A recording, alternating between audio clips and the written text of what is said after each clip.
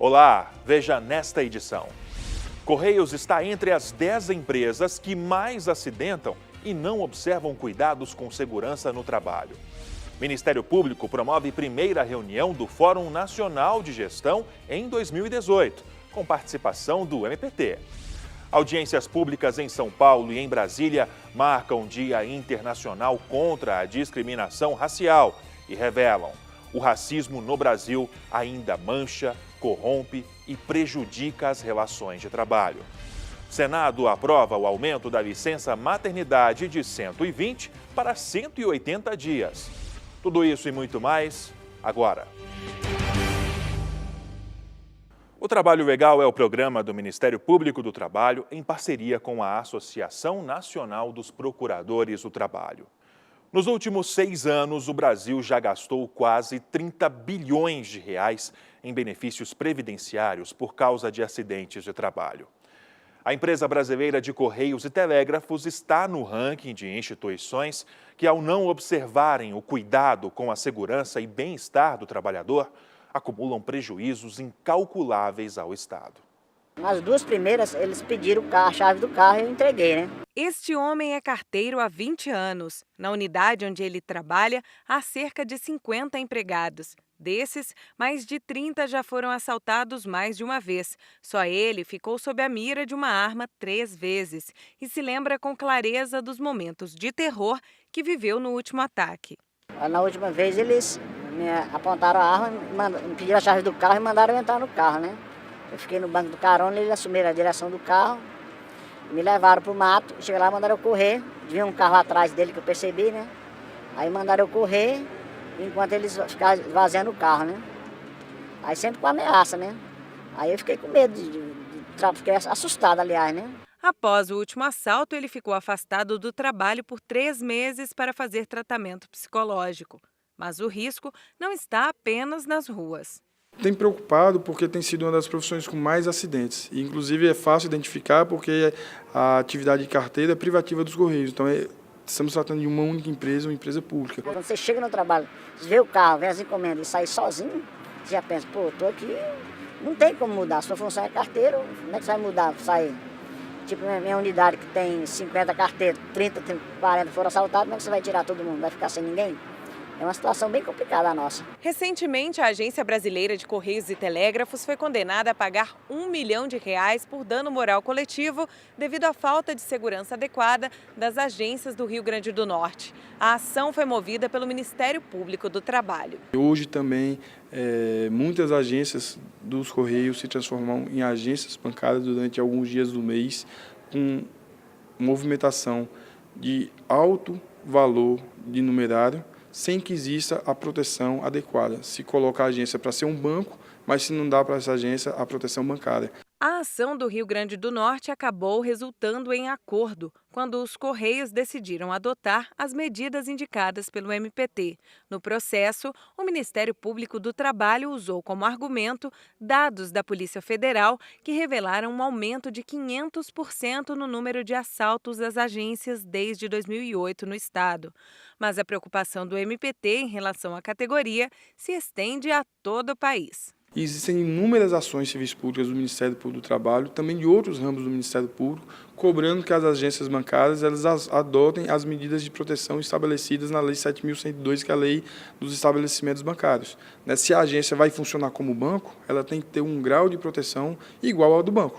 Questões relacionadas ao excesso de peso, carregado pelos carteiros, aqueles malotes normalmente com peso bastante elevado. Temos também, infelizmente, ainda comum muitos carteiros afastados por conta de mordidas de cachorro. Entre 2012 e 2017, os Correios contabilizam 10.025 afastamentos por doenças relacionadas ao trabalho e 4.751 por acidentes de trabalho, números que tornam os Correios um dos campeões no Brasil. O país já gastou mais de 27 bilhões de reais desde 2012, com benefícios acidentários que incluem auxílio-doença, aposentadoria por invalidez, pensão por morte e auxílio acidente com sequelas. As informações estão no Observatório Digital de Saúde e Segurança do Trabalho. A Procuradoria-Geral do Trabalho, em Brasília, sediou o Fórum Nacional de Gestão. Promovido pelo Conselho Nacional do Ministério Público, o encontro debateu estratégias para aprimorar a atuação do MP em todo o país. O vice-procurador-geral do Trabalho, Luiz Eduardo Guimarães Bojar, deu as boas-vindas aos cerca de 150 participantes, entre eles especialistas em diversas áreas que estruturam a administração estratégica do Ministério Público no Brasil. O evento aconteceu na Procuradoria-Geral do Trabalho, em Brasília. Venho dar as boas-vindas a esse fórum extremamente importante, relevante e de grande repercussão no nosso dia a dia institucional. Bojar também pontuou a responsabilidade, as obrigações e os requisitos que o Ministério Público tem como órgão da administração pública com a gestão dos recursos públicos. Todo o debate, toda a conversa, todo aprofundamento que se faça desenvolvendo as nossas instituições no seu aspecto administrativo favorecem a nossa atuação fim. Também compondo a mesa de abertura, o conselheiro nacional do Ministério Público e presidente da Comissão de Planejamento Estratégico, Sebastião Caixeta, destacou os principais objetivos traçados para o Plano Estratégico Nacional do Ministério Público no período de 2020 a 2029. Este ano a gente tem esse desafio de poder estimular a participação de todos os membros e servidores na construção desse plano nacional de gestão estratégica, do planejamento estratégico nacional, que vai cuidar tanto da área estruturante também como da área finalística, tendo em conta a necessidade de uma construção democrática, coletiva, buscando a convergência dos diversos ramos do Ministério Público. A reunião estratégica realizou atividades de estudos, promoção de debate e discussões entre os comitês de comunicação, tecnologia da informação, gestão administrativa, gestão de pessoas e gestão orçamentária. Além da implementação das melhores práticas, também reconhecidas no Fórum Nacional de Gestão. Como coordenador-geral do FNG, o Procurador-Geral do Trabalho, Carlos Eduardo de Andrade, falou sobre a importância da conexão entre as unidades do Ministério Público atuando em todo o país. Essa articulação é fundamental para que as melhores práticas, as boas práticas sejam compartilhadas entre todos os ramos e unidades para que elas sempre tenham um nível de excelência ótimo, ou seja, sejam aproveitadas sempre no seu mais elevado grau. Também participaram da abertura o Corregedor Nacional do Ministério Público, Orlando Rochadel Moreira, o conselheiro do CNMP, Lauro Machado Nogueira, e o secretário-geral adjunto do Conselho, Roberto Versiani. A seguir, MPT realiza audiências públicas em São Paulo e Brasília para alertar contra a discriminação racial.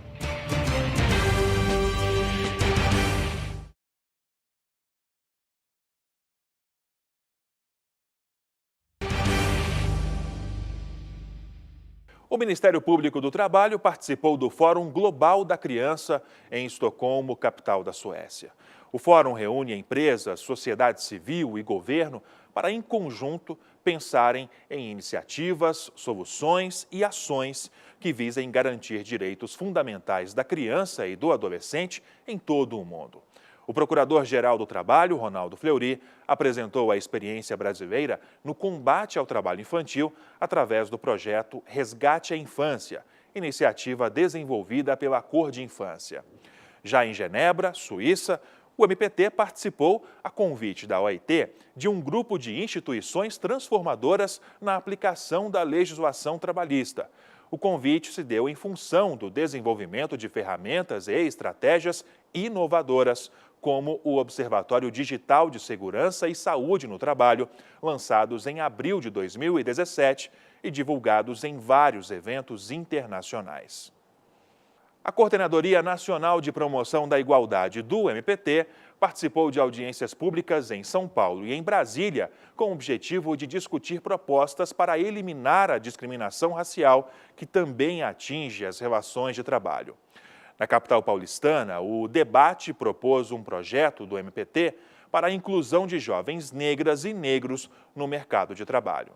Movimentos negros, representantes de entidades da sociedade civil, Instituições públicas, autoridades e a comunidade participaram da audiência no MPT em São Paulo. Em pauta, o projeto de inclusão da população jovem negra no mercado de trabalho, especialmente jovens cotistas provenientes das universidades públicas e privadas. Existe todo um debate maior, que é a própria questão do racismo estrutural. Então, é a dificuldade mesmo das pessoas de acessarem universidades, de ingressarem, de permanecerem nas universidades, de conseguirem ingressar no mercado de trabalho nesses postos diferenciados, de ocupar os postos de liderança. Uma dificuldade anunciada por toda a vida escolar dessa estudante universitária, que acaba de ingressar na Universidade de Brasília pelo sistema de cotas.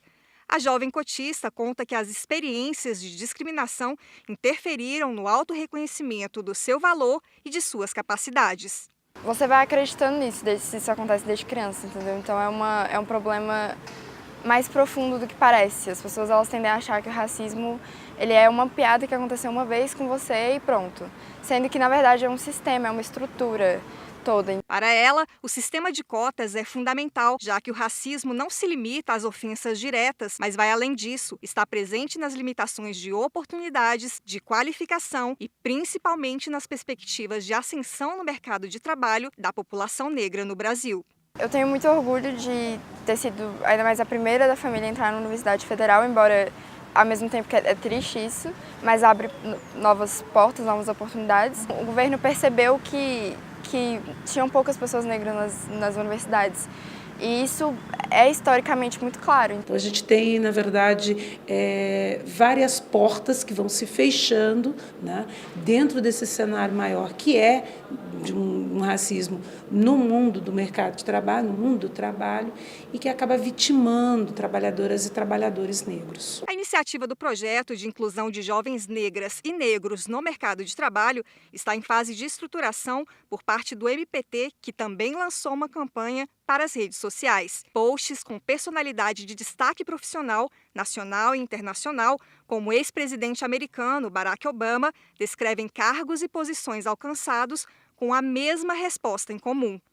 A pergunta: o que te impede de? E essa exclusão social é muito sentida ainda nos dias atuais, em todas as esferas de poder e no mundo do mercado de trabalho, no mundo do trabalho. Presente nas duas audiências, a procuradora do MPT também apresentou dados que deixam evidentes a ausência e a marginalização da população negra. 97% dos universitários no país são brancos, sendo apenas 2% de estudantes negros e 1% de descendentes orientais. 70% dos brasileiros que vivem abaixo da linha de pobreza são negros. São graves prejuízos de equidade de oportunidades.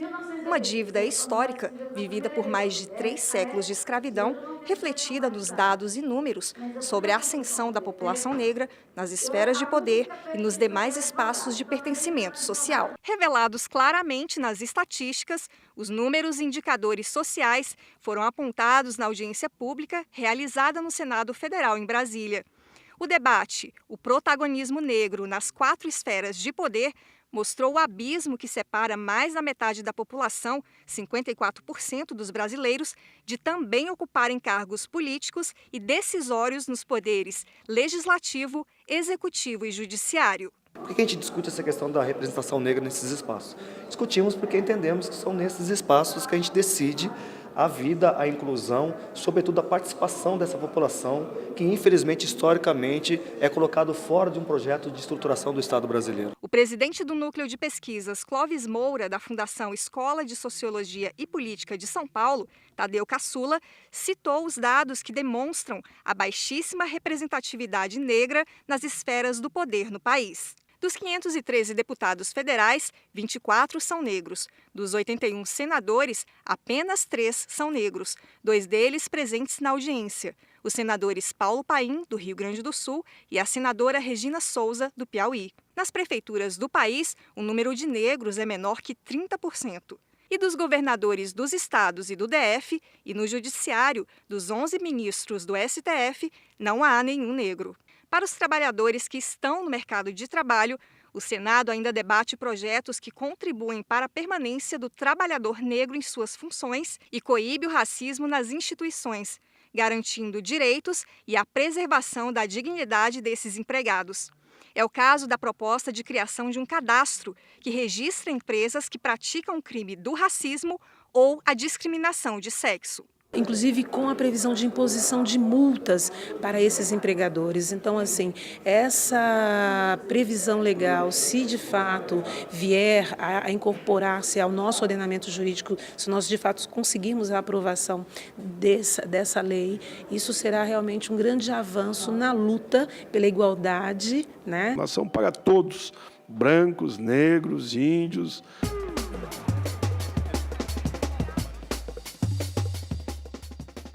Quando sofro de acidente de trabalho ou doença e volto de licença, posso ser demitida? Toda vez que um trabalhador tem uma doença profissional ou sofre um acidente de trabalho e por conta dessas situações ele acaba sendo afastado da prestação de serviço e principalmente quando isso ocorre por um período superior a 15 dias, esse trabalhador ficará aos cuidados não mais do empregador ou sob comando do empregador, ele ficará aos cuidados do sistema público de saúde e de previdência. E a partir do momento em que ele estará curado e poderá voltar ao trabalho, isso só acontecerá quando um perito avaliar esse trabalhador e chegar a essa conclusão e liberá-lo para voltar ao trabalho, ele volta ao trabalho e inicia-se então um período em que ele tem uma garantia de emprego. Nos primeiros 12 meses após o retorno ao trabalho, ou seja, 1 ano, esse trabalhador não poderá ser demitido por conta da garantia de emprego, uma garantia legal. E mais, se além dessa garantia prevista na legislação, houver uma norma coletiva estabelecendo uma condição, uma situação que seja ainda mais favorável ao trabalhador, esta situação deverá ser observada. Mas, em regra, a garantia de emprego é pelo período de 1 ano após o retorno ao trabalho. Em instantes, Comissão do Senado aprova projeto de lei que visa aumentar o período da licença maternidade de 120 para 180 dias.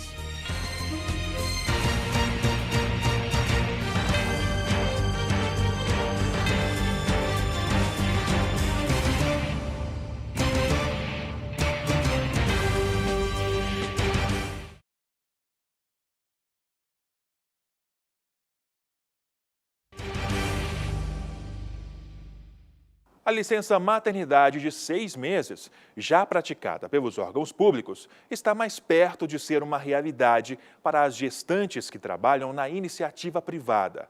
A Comissão de Assuntos Sociais do Senado aprovou o projeto de lei que amplia a licença de 120 para 180 dias. Grávida de 9 meses da segunda filha, Marta trabalha nessa ótica há 8 anos. Ela está trabalhando nos últimos dias que antecedem o parto e conta como tentou prolongar um pouco mais a licença maternidade para a chegada da Ana Clara. Eu optei por segurar um pouquinho as férias, esperar ganhar para eu poder tirar os 4 meses de licença maternidade e após a licença acabar, eu tirei 1 mês de férias. Com a experiência da primeira filha, ela já sabe as dificuldades que provavelmente vai enfrentar e relembra a difícil fase do retorno ao trabalho. Foi logo na fase da dentição, aí tive que abrir mão de algumas mamadas para poder voltar a trabalhar, né? Meu peito empedrou, porque amamentava o dia inteiro, né? A hora que ela quisesse, chorava e eu amamentava. Segundo recomendações da Organização Mundial da Saúde, as crianças devem fazer o aleitamento materno exclusivo até os 6 meses de idade. Ou seja, o bebê deve tomar apenas o leite materno sem nenhum outro alimento complementar ou bebida. Mas não foi o que aconteceu com a pequena Emily, primeira filha da vendedora. E ela conta que a criança perdeu peso com a transição. Eu acordava ela cedo, antes de eu vir trabalhar, amamentava ela. Aí quando estava pertinho de eu sair para poder trabalhar, tirava ela do peito, isso introduzindo frutinha também, né? Que ela tinha que comer alguma coisa durante o dia. A gestante que trabalha na iniciativa privada sabe que o afeto, a amamentação e a presença são fundamentais. Mas o tempo de 4 meses da licença maternidade são insuficientes. São 2 meses a mais que fazem muita diferença para a saúde física e emocional da mãe e do bebê. Para esse pediatra, a amamentação exclusiva por 6 meses é um período mínimo indispensável. O aleitamento materno, ele traz nutrientes para a criança, para o seu desenvolvimento, que nenhum outro alimento consegue trazer. Então nós temos vários estudos científicos mostrando que ele previne, inclusive, doenças na vida do adulto. Então, o aleitamento exclusivo até o 6º mês ele é indicado, primeiro, para melhorar a imunidade. Então, a criança que fica em aleitamento por mais tempo exclusivo, a tendência é de adoecer muito menos durante toda a infância. O pequeno Tomás irá passar mais de 6 meses se alimentando apenas com leite materno. Essa servidora pública está no 2º mês da licença maternidade. Para ela, uma fase de muitos desafios. Esses 6 meses eu nem imagino como que alguém consegue, né? Começar aí encarar um desafio da maternidade tão grande, tão complexo, com tantas coisas, sem esse mínimo necessário. Mas é uma criança que vai precisar menos de unidade de saúde, posto de saúde, pronto-socorro e vai precisar menos de medicamentos. Então a tendência é dela adoecer menos, ter menos alergias, ter menos rinites, bronquites e tudo mais. Fora o contato com a mãe, então o afeto, o olhar, o carinho, o calor da mãe, então a criança não só enche o seu estômago com a comidinha, mas enche o seu coração de amor. A chegada do bebê trouxe muita alegria para a família, mas a Natália conta que a nova rotina é intensa e exige total exclusividade. Para ela, um período menor tornaria a fase ainda mais difícil. Completamente inusitado, exigente, uma demanda atrás da outra. O Ministério Público do Trabalho confirma a necessidade e o direito da ampliação da licença maternidade para as mulheres que trabalham no setor privado. Porque, de fato, esse período em que a mulher se dedica à maternidade, esse período em que a mulher se dedica ao seu filho, ele é uma necessidade que a gente observa, que já foi reconhecido esse direito para a iniciativa, para as trabalhadoras, né, do setor público, e agora, com essa equiparação para o setor privado, nós vemos que, de fato, há uma preocupação com o respeito aos direitos da mulher e o respeito aos direitos da criança também. Se for aprovado na Câmara Legislativa, o projeto de lei do Senado altera a consolidação das leis do trabalho e amplia a licença maternidade de 4 para 6 meses. Além disso, também permite ao pai acompanhar a mãe do bebê em consultas e exames durante a gravidez. Nós assegurando a licença maternidade por 180 dias, você vai dar uma tranquilidade enorme para a mãe, para o pai, que poderá inclusive acompanhar nas consultas durante a gravidez no mínimo 2 vezes. E está comprovado, isso é com os especialistas na área da saúde, com os médicos, enfim, que a criança, ficando um tempo maior sobre o carinho, a proteção direta da mãe com a amamentação, ela vai melhorar muito a saúde, significa menos gasto no futuro para todos, para a sociedade, para o próprio Ministério, correspondente às verbas da saúde, né? E também a própria personalidade da criança. Para mim seria maravilhoso, eu ia achar ótimo, porque eu poderia ficar mais tempo amamentando ela sem introduzir nada, nem chazinho, nem suquinho, nem nada. Ficaria muito mais tempo com ela e a amamentação exclusiva, né?